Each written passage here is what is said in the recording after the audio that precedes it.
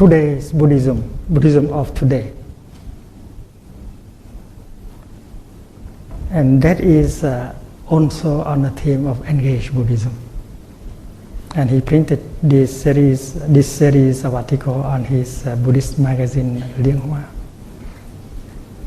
It was translated into French by Le Văn Hào in Paris. Le Văn Hào is a scholar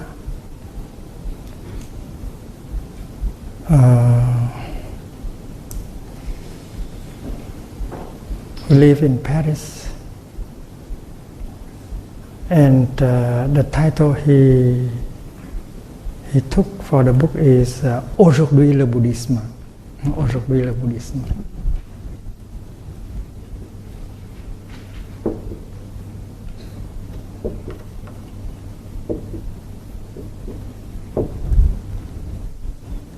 In fact, in 1964, when I visited America to give a series of lectures, I met Thomas Merton, the Trappist monk. And I gave him one copy of Aujourd'hui le Bouddhisme. And he wrote a review on that book. In 1964, 63, I was lecturing in Columbia University on Buddhism. And there was the struggle movement led by the Buddhists for human rights that ended the regime of President Diem. Maybe you have heard about the Venerable Thích Quảng Đức, who immolated himself with fire and who draw the attention of the whole world to the violation of human rights in Vietnam. And that was a completely non-violent movement for human rights. And when the Diem regime fell down, I was asked by my colleagues to come home and help. I was teaching in Columbia University. So I went home. I founded Van Hanh University, and I published, I collected many articles I have written before, and I published a book called Engaged Buddhism. Đạo Phật đi vào cuộc đời.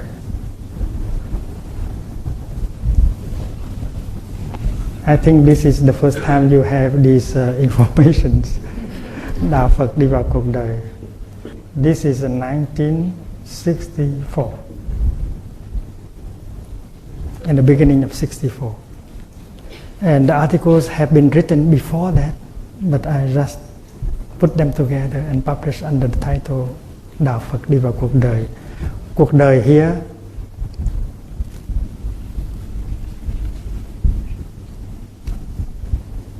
is a life, a society, written in Chinese. And đi vào means to enter.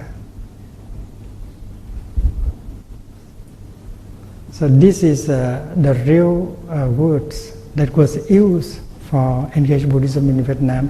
Đi vào cuộc đời, entering into life, social life, into life. In China, our colleagues have been using the word nhân gian Phật giáo. But in Vietnam, we really use the word nhập thế, engage into life.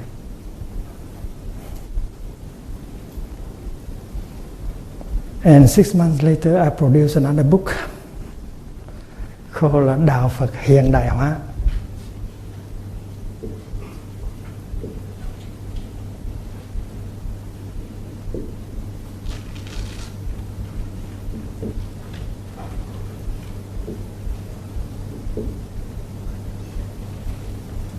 Buddhism updated, Buddhism renewed.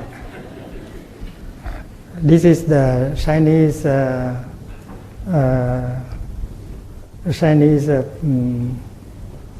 hiện đại.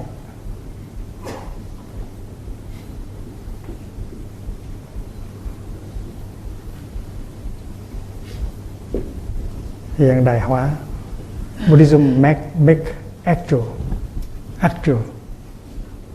the actualization of Buddhism.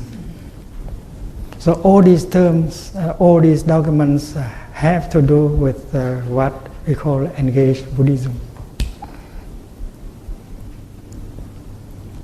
So engaged Buddhism, as we have said, the first meaning of it is the kind of Buddhism that is present in every moment of our daily life. While you brush your teeth, Buddhism should be there. While you drive your car, Buddhism should be there.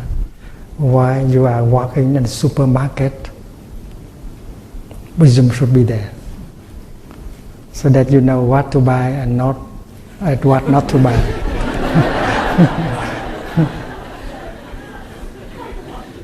And I think that is the first definition of engaged Buddhism, which is very important. And as we know that Buddhism, engaged Buddhism, is the kind of Buddhism that responds to anything that happened in the here and the now.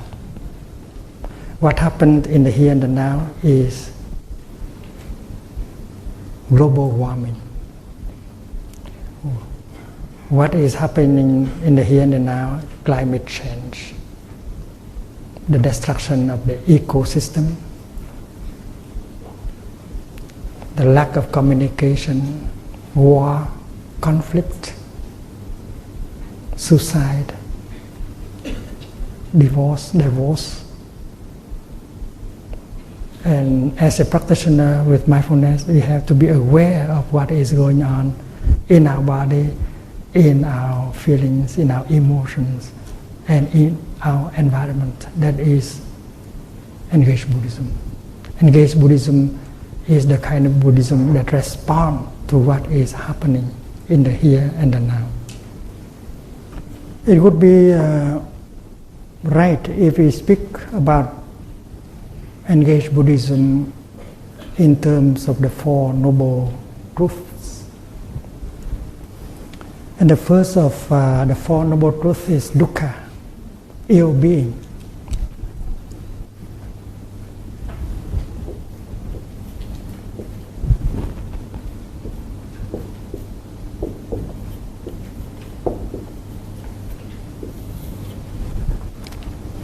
And all time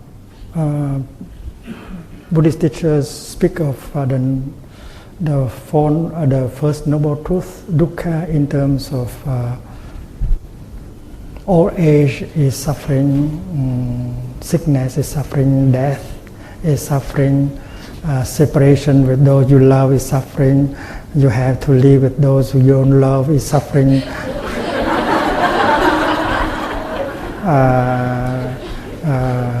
Wishing for something but never obtain it is suffering. And that is the old way of describing the first noble truth.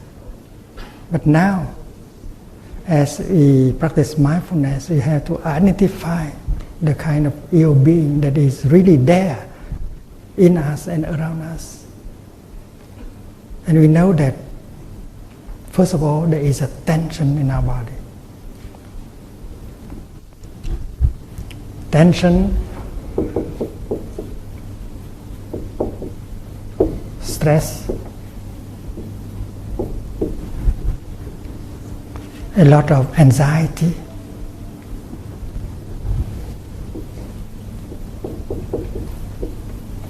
fear, violence,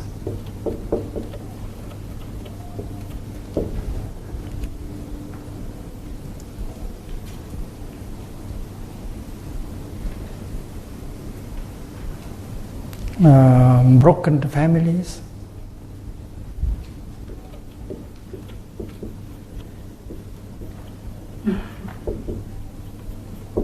suicide, war, conflict, terrorism,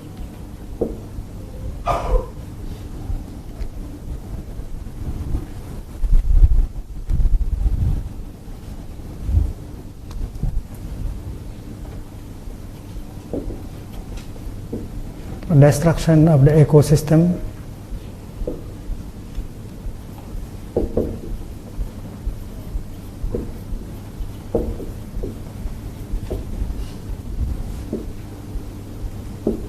global warming,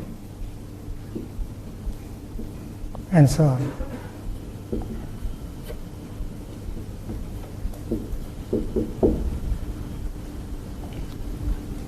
We should be fully present in the here and the now, and to realize, to recognize the real face of your being.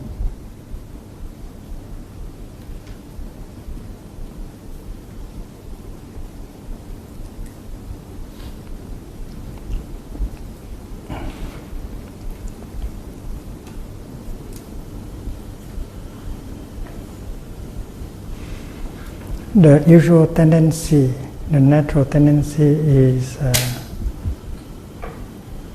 to run away, to try to run away from suffering, from ill being. We don't want to confront, we don't want to recognize them. That's too much for us.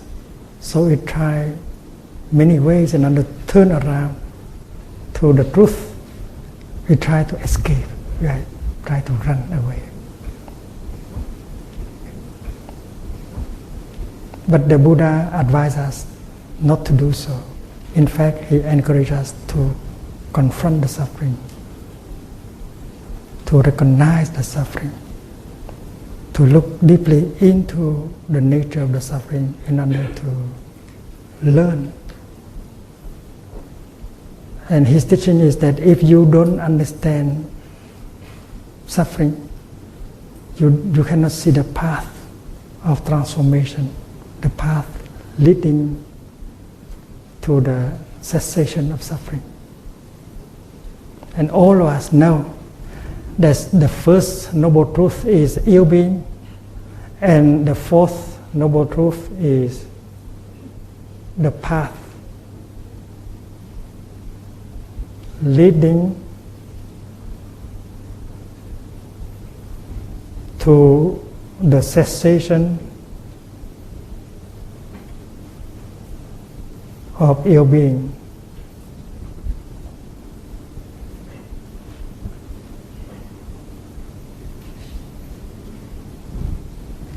Without understanding the first noble truth, you never have the opportunity to see the path leading to the cessation of ill being. Looking into ill being deeply, you discover the path. That is the teaching of the Buddha. And that is why to run away from suffering, from ill being, you have no chance to see the path. And that is why we should learn to come home moment, to be fully present in order to recognize ill being as it is. And as we practice looking deeply into the first noble truth, ill being, we will discover the second truth, the nature, the roots of ill being.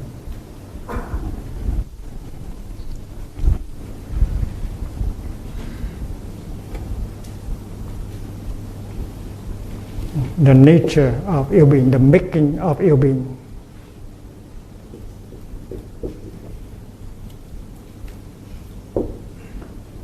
We can call it the making of ill being.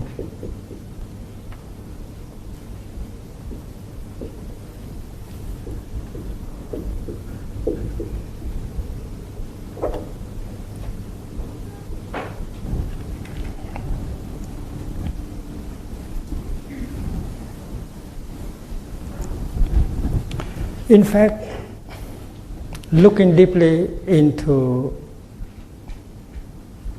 ill being, we can discover the second noble truth.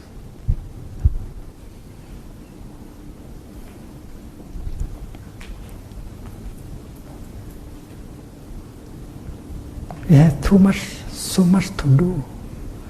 We have so much to achieve. As a politician, as a businessman, even as an artist, we want to do more and more and more. We are craving for success. We do not have the capacity to live deeply each moment of our daily life. We never allowed our body to relax. We don't give our body a chance to relax in order to heal. Hectic life is the cause of so many tension, stress, anxiety, and so on. If we know how to live like a Buddha, dwelling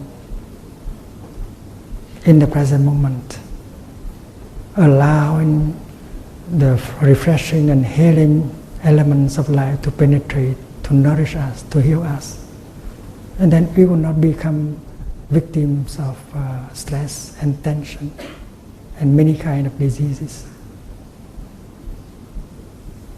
So we can say that one of the roots of ill-being is the incapacity to live our life deeply in each moment.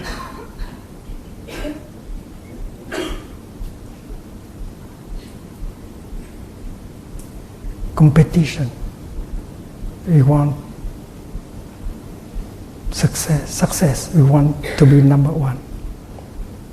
And therefore, we should bring about a spiritual dimension to our daily life. As a politician, as a businessman, as a teacher, as a father, and so on. So the art of mindful living can be seen already as the fourth noble truth. When we have a lot of tension and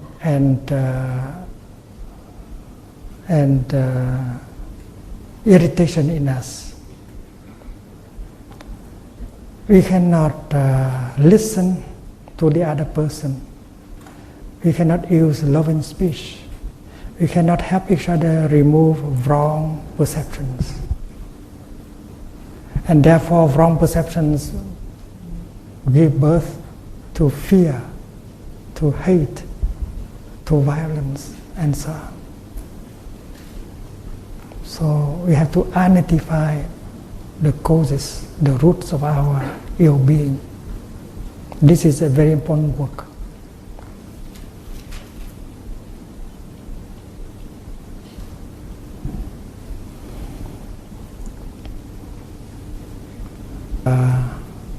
Suicide,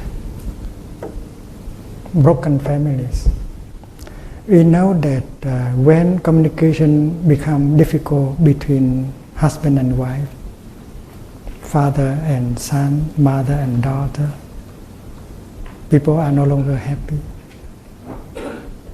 And many young people, because of despair, they want to commit suicide. They have the feeling, the emotion of despair. And as they don't know how to handle despair, they don't know how to breathe, to hold their emotion. And they think that the only way to stop suffering is to just kill oneself. In France, every year about 12,000 young people committed suicide. They cannot handle their emotion like despair.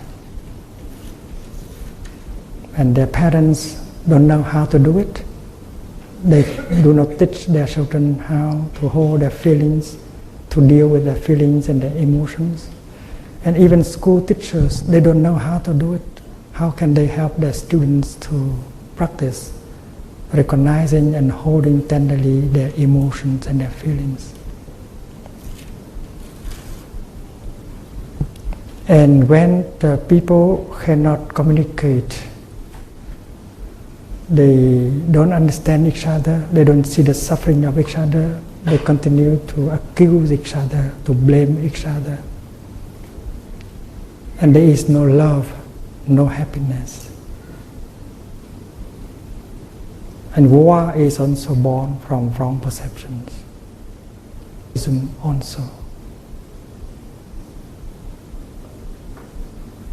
The terrorists think that the other side are trying to destroy them as a religion, as a way of life, as a tradition, as a nation. And that is why they want to punish. If we believe that the other person is trying to kill us, and then we will seek way to kill that person first in order for us not to be killed. So there is fear, there is a misunderstanding, there is a wrong perceptions as the foundation of all these violent acts. And we know that the war in Iraq, the war called anti-terrorist, that war is not helping has not helped to reduce the number of terrorists. In fact, the number of terrorists is increasing all the time with the war. Because at the foundation, misunderstanding, wrong perceptions are the cause of anger, hate, and fear.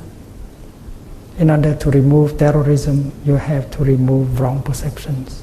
And we know very well that airplanes fighting guns and bombs cannot remove terrorism, cannot remove wrong perceptions. Only and compassionate listening can help bring about informations that can help people to correct their wrong perceptions. And our leaders do not know, are not trained in that discipline, and they rely on the armed forces, they rely on the guns and the bombs alone in order to remove terrorism. So looking deeply, we can see the making of ill being, the roots of ill being, by just looking, by recognizing ill being as the truth and looking deeply into its nature.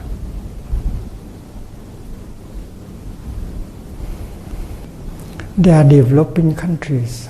There are countries like China, India. Population is very large. And now many people have a chance to consume, because in the past they was not able to consume. So they need energy, they need gasoline, they need electricity. And the amount of oil, the amount of energy we can produce is limited. And the industry of meat making has been destroying a lot of our ecosystem, and make the event, the phenomenon of global warming more and more serious every day. And according to a report by the UN, where we have to reduce the meat industry at least by 50% in order to save our planet.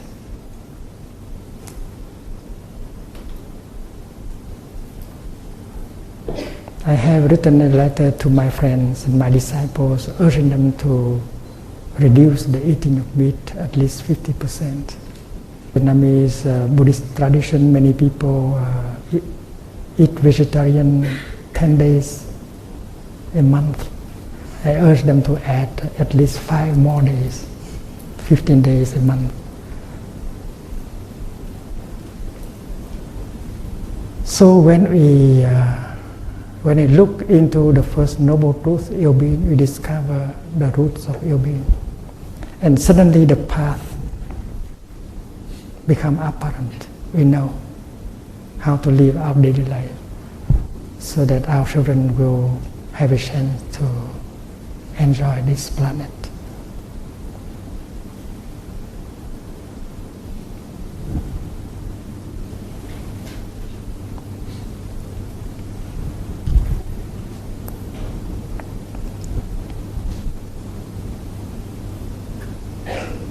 That is, the truth about the path can be seen, the fourth noble truth can be seen when we practice looking deeply at the first and at the second.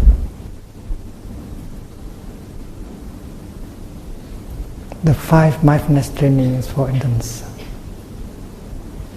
that many of you have received and practiced. The 5 mindfulness trainings are very concrete practice of compassion, loving kindness. That is the practice of true love. The first mindfulness training is about protecting life. Not only the life of human beings, but also the life of animals, vegetables. And that is the practice of protecting the planet. That is deep ecology. In Buddhism, it is taught that not only humans have Buddha nature, but animals, plants, and minerals have Buddha nature in them. And the well-being of humans depends on the well-being of animals, vegetables, and minerals. Humans are made of non-human elements. And these non-human elements are animals, vegetables, minerals. If we destroy these non-human being elements, we destroy ourselves. That is the teaching of interbeing. So Buddhism, that in deep ecology, is very clear. That is the real practice of love, protected life.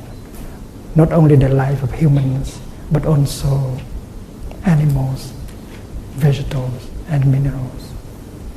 And we should be able to live our daily life in such a way that this kind of practice of love could be there in every moment.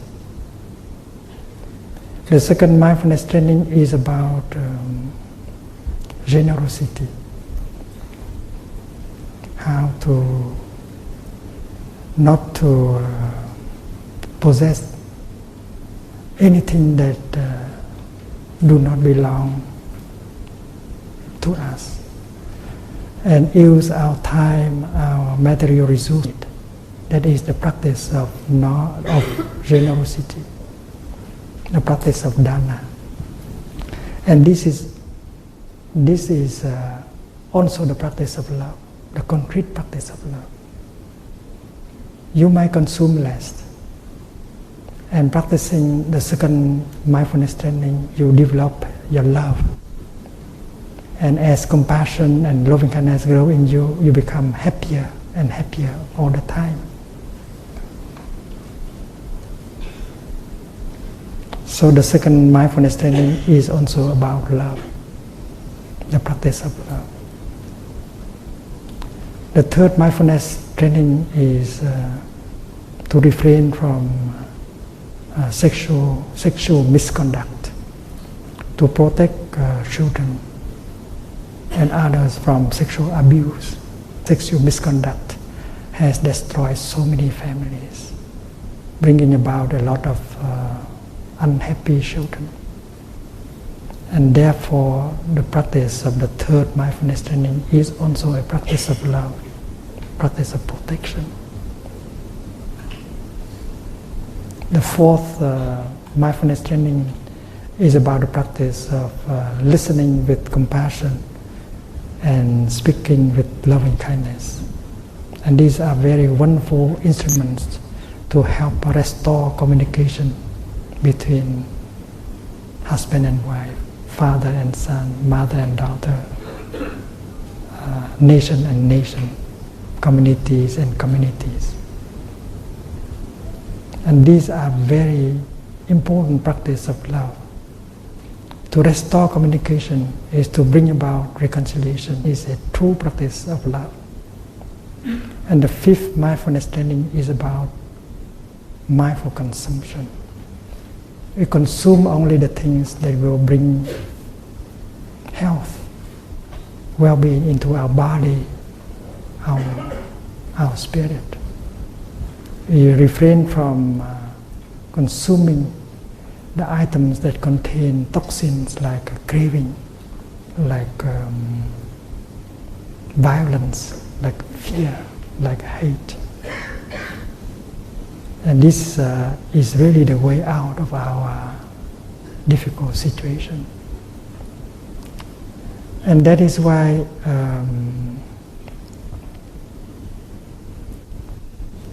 the path leading to the cessation of being should include the practice of 5 mindfulness.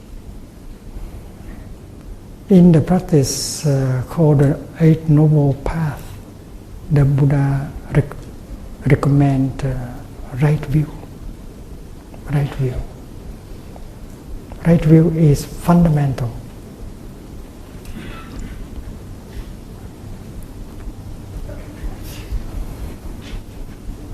Right view is the insight of interbeing.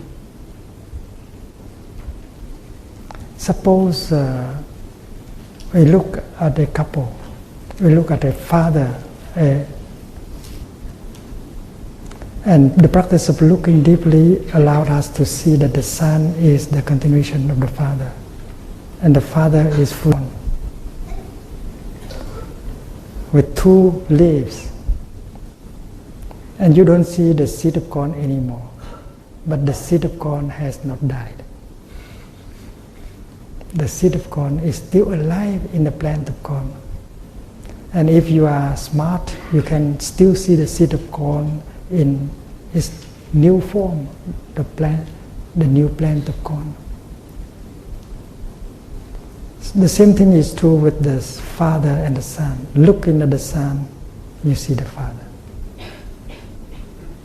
And you see that the suffering of the son must be seen as the suffering of the father. The happiness of the father can be seen.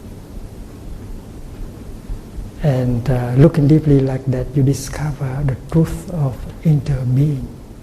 Happiness and suffering are not individual matter. When your father suffers deeply, there's no way that you can be happy. When your son suffers deeply, there is no way that you as a father can be happy. So you touch the truth of no self between father and son. You touch the truth of interbeing between father and son, and that is part of what the Buddha called right view, right insight, impermanence, no self, interbeing. And when you have got that kind of sight, your thinking will become right thinking. As a practitioner, when you produce a thought, you should be aware of the nature of that thought. Because thinking is one of the 51 mental formations.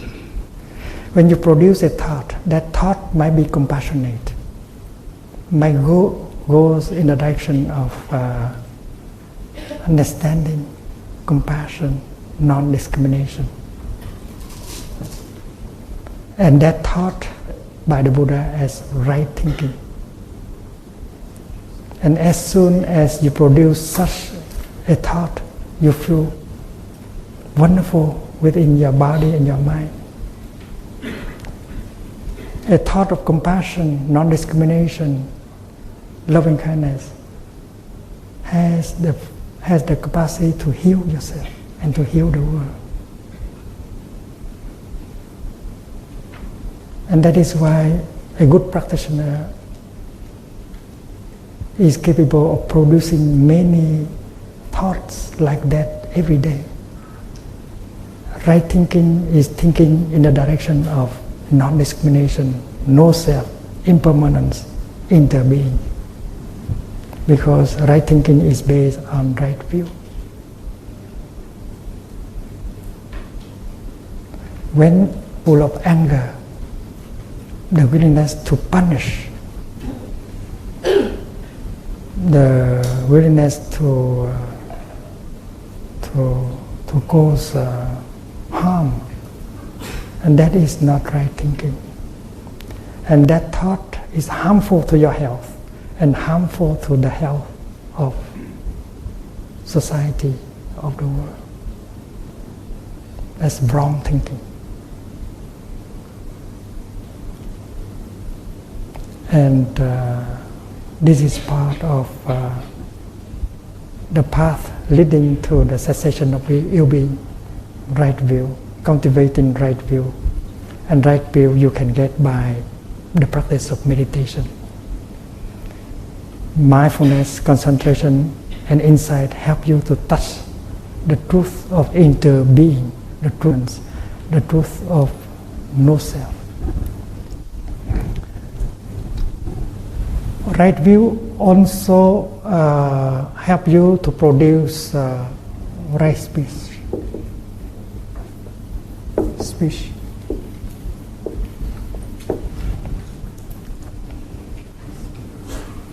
You say something, and that something can inspire confidence, hope, and make the other person happy. That is right speech. And when you are able to write a letter full of love, forgiveness, kindness, you feel wonderful within yourself. When you are able to say something kind like that, that's something that what you say can have an effect of healing right away. It has an effect of healing for the other person and for the world. And every day we can say things like that, we can write things like that in the direction of right speech. And that is the path leading to the cessation of ill-being. And then the Buddha continued with right action.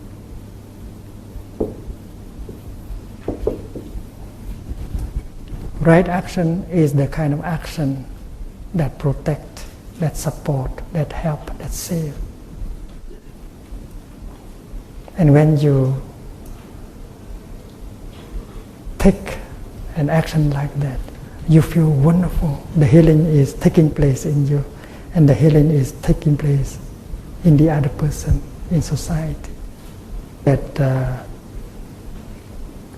the fourth noble truth, the path leading to the cessation of ill-being, is something very concrete, like right thinking, right speech, and right action. And we know very well that the 5 mindfulness trainings are about right thinking, right speech, and right action. And if we can apply this teaching into our individual life, into our family life, at the workplace, in our community, and then we can end a lot of sufferings. So, a few examples in order to show us that engaged Buddhism could be understood, could be seen in the light of the 4 noble truths. engaged Buddhism is the kind of Buddhism that responds to suffering, that responds to ill-being with a noble path.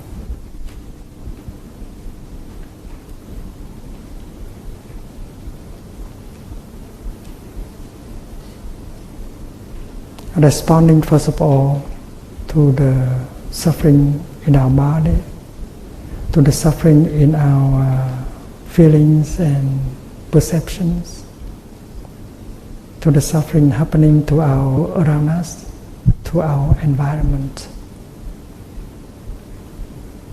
Responding to suffering.